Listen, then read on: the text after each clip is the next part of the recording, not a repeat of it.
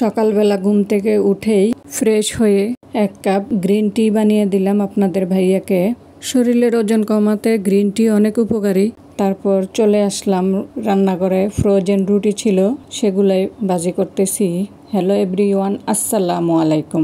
কেমন আছেন আপনারা? আশা করছি কাছে কিংবা দূরে যে যেখান থেকে আমার ভিডিওটা দেখছেন সবাই ভালো আছেন। আলহামদুলিল্লাহ, আমরাও ভালো আছি।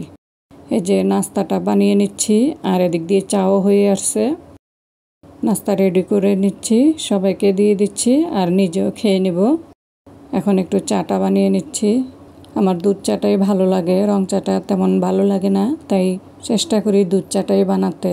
দুধ চাটা কিন্তু শরীরের জন্য ক্ষতি, তারপরও কি করব, আমার তো ছোটোকাল থেকেই দুধ চা খেয়ে অভ্যাস, এখন আর পাল্টাতে পারি না।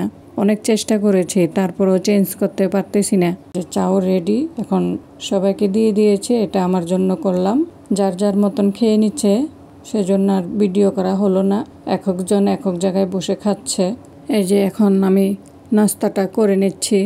নাস্তা খেতে খেতে আপনাদের কাছে একটা অনুরোধ করি, যারা আমার ভিডিওটা এই পর্যন্ত দেখেছেন প্লিজ আমার চ্যানেলটা সাবস্ক্রাইব করে আমার পাশেই থেকে যেতে পারেন। আর যারা ফেসবুক পেজ থেকে দেখে থাকেন পেজটা ফলো দিবেন, লাইক কমেন্ট অ্যান্ড শেয়ার করবেন। কথা বলতে বলতে এদিক দিয়ে আমি বিছনাটাও গুছিয়ে নিয়েছি। অফ ক্যামেরায় আমি আরও অনেক কাজ করেছি, রান্নাটাও সেরে নিয়েছি।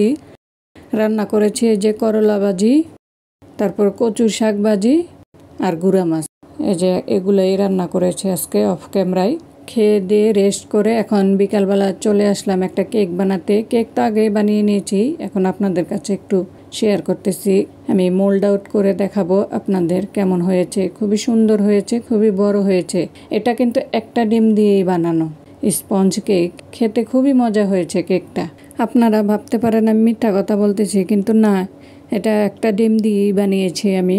এই যে দেখুন, আমি মোল্ড আউট করে দেখাচ্ছি কি সুন্দর হয়েছে কেকটা। খেতেও খুব অসাধারণ হয়েছে। যে খেয়েছে সেই বলতেছে অনেক ফাইন হয়েছে। আপনারা যদি কেকের রেসিপি চান তাহলে কমেন্টে জানাবেন, তাহলে আমি রেসিপিটা দেওয়ার চেষ্টা করব। এখন আমি কেটে দেখাচ্ছি আপনাদেরকে কেমন হয়েছে। দেখেন কি সুন্দর স্পঞ্জ হয়েছে কেকটা, খুবই নরম তুলতুলে। ভিডিওটা এই পর্যন্তই। সবাই ভালো থাকবেন, সুস্থ থাকবেন, নিজেদের যত্ন নেবেন, আমাদের জন্য দোয়া করবেন। আল্লাহ হাফেজ, আসসালামু আলাইকুম।